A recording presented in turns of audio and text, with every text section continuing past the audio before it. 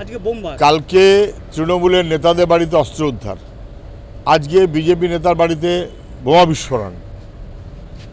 গুলি বোমা বন্দুকের স্তূপের ওপর দাঁড়িয়ে আছে পশ্চিমবাংলা। ও কে তৃণমূল কে বিজেপি, সকালে একরকম বিকেলে আরেক রকম।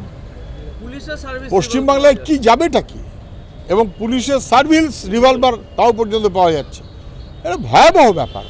কোথাও আমেরিকা থেকে নিয়ে আসা পিস্তল, কোথাও পুলিশের সার্ভিস রিভলভার। পশ্চিমবাংলা কোনো আইনের শাসন নেই, শাসকের আইনে পশ্চিমবাংলা চলছে।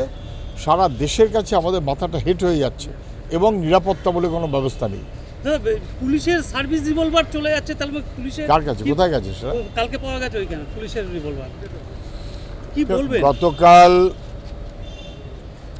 ভয়াবহ সন্দেশখালী যেভাবে অস্ত্র উদ্ধার হয়েছে দেখেছেন সবাই।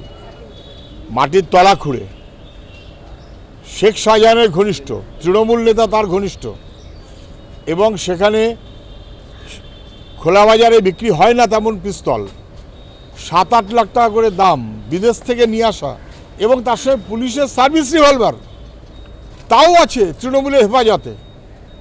পুলিশ মন্ত্রীর নাম মমতা ব্যানার্জি, তার সার্ভিস রিভলভার সেটাও তৃণমূলের নেতার কাছ থেকে পাওয়া যাচ্ছে, তৃণমূলের কাছ থেকে পাওয়া যাচ্ছে।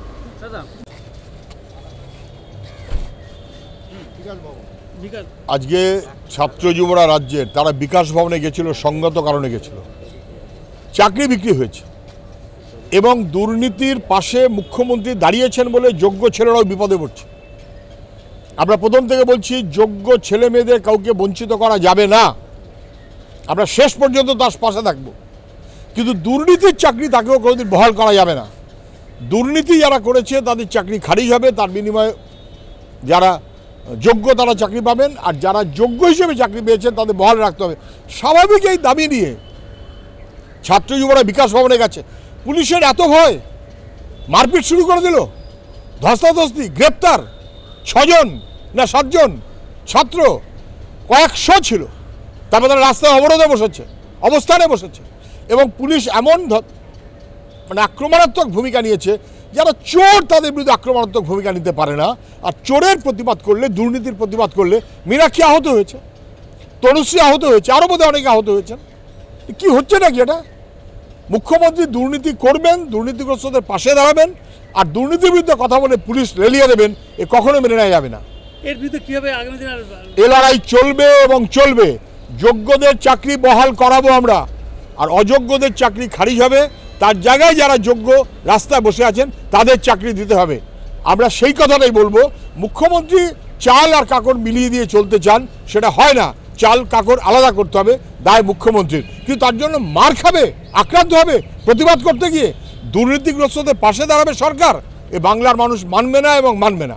বারবার করে ছাত্র যুবরা আন্দোলন করতে গিয়ে তাদের উপরে আক্রমণ হচ্ছে, বামপন্থী ছাত্র যুবদের উপর। কি বলবেন? দেখতে পাচ্ছেন পশ্চিমবাংলায় যা ঘটনা ঘটছে, যে কোনো অন্যায়ের বিরুদ্ধে প্রতিবাদে বামপন্থীরা রাস্তায়, ছাত্র যুবরা রাস্তায়, আর পুলিশ ভয়ে লাফাচ্ছে, পুলিশ তার বিরোধিতা করছে, সরকার তার বিরোধিতা করছে। ফলে যে কোনো ন্যায্য দাবির বিরুদ্ধে সরকার পুলিশ লেলিয়ে দিচ্ছে, গ্রেপ্তার করছে, এটা কখনোই মেনে নেওয়া যাবে না। রাজ্যের ছাত্র যুবদের এবং বামপন্থী মানুষের লড়াই প্রতিদিন রাস্তায় আছড়ে পড়বে। মমতা ব্যানার্জি তাদের পছন্দ না হলেও আমাদের কিচ্ছু এসে যায় না। গিয়ে হেলিপ্যাডে পড়ে গেছেন, এর আগে মাথা ফাটলো, কত নির্বাচন আগে পা ভাঙলো। এই নির্বাচন আসলেই ওনার একটা করে কি বলবেন? মুখ্যমন্ত্রীর আগে একবার নির্বাচনের সময় পা ফাটলো, মানে ভেঙে গেল, ভাঙা পায়ে খেলা হলো। তারপর পঞ্চায়েত নির্বাচনের আগে হেলিকপ্টার নামতে গিয়ে হেলিকপ্টার নেমেছে বলে ওনার পা, যাই হোক উনি সুস্থ হয়েছেন।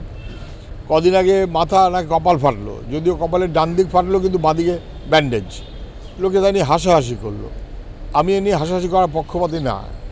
লোকে হয়তো বুঝতে পারছে না, বাঁদিকে লাগলে কারোর ডান দিকে ব্যথা হতেই পারে, ডান দিকে লাগলেও কারোর বাঁদিকে ব্যথা হতে পারে।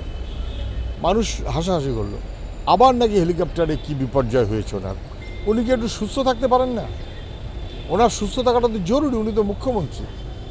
উনি অসুস্থ বোধ করলে বা অসুস্থ থাকলে বা চিকিৎসার মধ্যে থাকলে মানুষেরও তো অসুবিধা হয়, বিপদ হয়। ফলে মুখ্যমন্ত্রী আমি জানি না কীভাবে নিজেকে সুস্থ রাখার চেষ্টা করবেন, নাকি অসুস্থ রাখার চেষ্টাতেই আসলে ওরা সুস্থ থাকার আগ্রহ, আমি জানি না সেটা। আমি বলতে পারবো না মুখ্যমন্ত্রী কিসের ভোট পাওয়ার চেষ্টা করছেন আমি জানি না, কিন্তু পশ্চিমবাংলার মানুষ বুঝেছে বাংলা ধ্বংসের দায়ে অপরাধী তৃণমূল, তাকে সাহায্য করছে বিজেপি।